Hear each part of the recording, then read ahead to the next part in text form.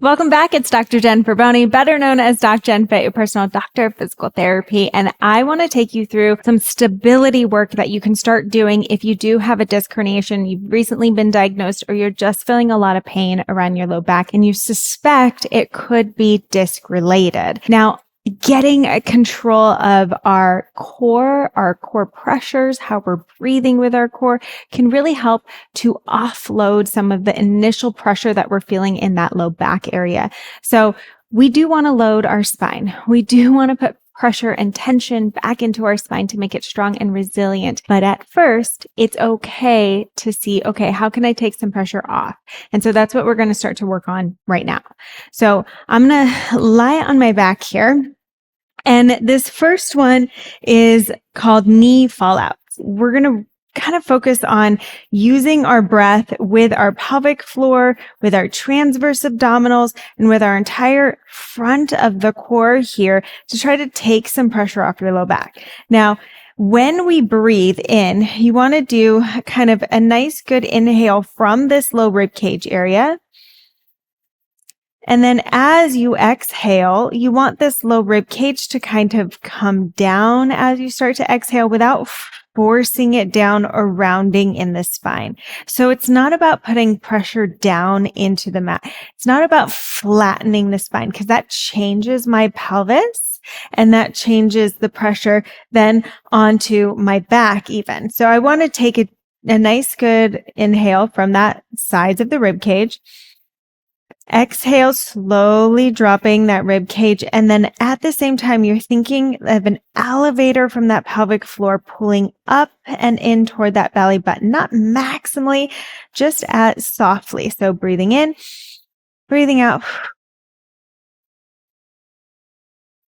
And one last cue I like around these hip bones is as I'm breathing out, you're kind of thinking of a band tightening hip bone to hip bone, flattening down. And it's almost like if I am to laugh or someone is saying something funny and I kind of laugh here, ha ha, ha ha, I kind of feel a little tension. I know my laugh is so crazy when I'm just joking, but when I feel that pressure come into my fingers here, that is kind of those obliques, that transverse, that's kind of starting to tighten down right underneath those hip bones. So again, putting that all together, taking a breath in, breath out.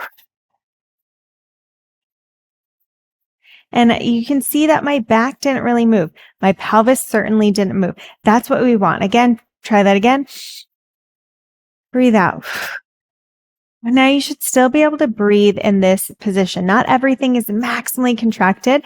It's just a little bit more controlled. Now in this position, I want to see, can I slowly allow my knee to fall out before my hip bones move? So don't let your hip bones move. Bring it back in. Breathe in. Holding. Breathe out. Breathe in. Breathe out. Try a few on the other side. Breathe in. Breathe out. Breathe in. Think of pulling that pelvic floor even more as you breathe out. Breathe in. Pelvic floor lifts. Breathe in. Breathe out.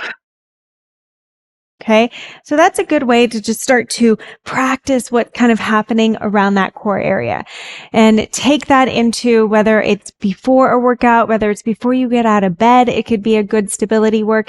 Now what we're going to do is we're going to work the back side of our body, but rather than using into our back, our quads and our hip flexors, we're going to try to get into our glutes and our hamstrings with a bridge and our core. So the front of our core as well here. So when you're setting up for a bridge, first of all, I don't want your fingers too close to those heels. I want your feet comfortably out in front of you. So that means wherever you bend your knees and it feels comfortable for you, that's where you're going to be. Okay. You don't want to force it in too much or else that's where you're going to get a lot into your quads. If you're out too far, that's where you can put a little bit more pressure into your hamstrings. So just a comfortable position for wherever those feet land. Okay. Now we're going to think of that same breath pattern here for that core. And then we're going to lift just a little bit. So it's that same breath pattern in from that rib cage. down. Everything flattens, palms up. You should still be able to breathe, but we're going to control and hold this. Press through your heels, ball of the foot, and big toes as you press into those legs. So push the ground down, keeping this controlled, and slightly tuck in the tailbone. From here, then slowly lower back down. Okay, so it's not even a very high bridge here, as we're just learning how to use more of your glutes, your hamstrings, and your core rather than your low back, your quads, and your hip flexors. So we want those to stay pretty silent here as we work on the other things starting to build. And this is where you're going to be. Sometimes you can come up and you can just hold it for 10 seconds, or you can go up and down about 10 times. Okay. Once you start to feel more comfortable with that, that's where you want to start to now alternate, almost like a dead bug, but we're going to do it in a bridge position. So if I push down on my left leg, I want my right arm to push down into the ground. That means my right leg and my left arm is going to come up. Okay.